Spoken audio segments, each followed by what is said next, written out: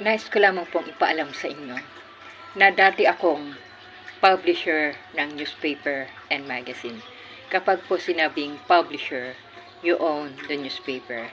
Hindi po ako kumuha ng mass comm at journalism. Sadyang matalino lamang po ako. Kaya ako nakapaglabas ng mga newspaper at magazine.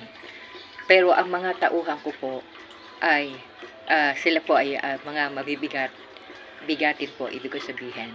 Kasi sila po ay naka-part-time sa aking newspaper magazine, mga columnista at editor sila sa mga national newspaper. Halimbawa, Philippine Daily Inquirer, Filipino Star, Balita, at iba pa. At yung pag sinabi yung producer, ikaw ang nag-produce ng mga programa at lahat ng mga advertisement ay mapupunta sa iyo. Hindi ko nga lamang po minahal ang pera. Kaya eto, mahirap pa rin.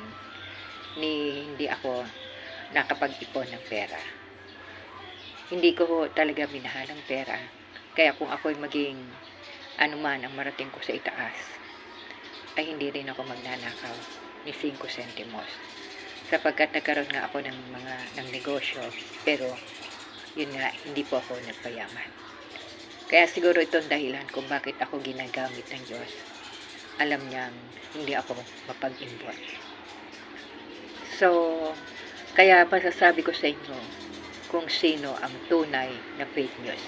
Ang isa sa fake news na hindi dapat paniwalaan ay ang Pinoy News Update. Kasi nakita ko po yung nakalagay nilang headline, yung caption sa ibaba.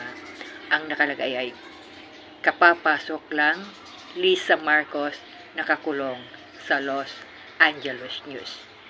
It is a fake news. So, sasabihin ko pa sa inyo mga susunod na nilalabas nila. Lalo na si Alan Peter Cayetano. So, yun lamang po sa susunod.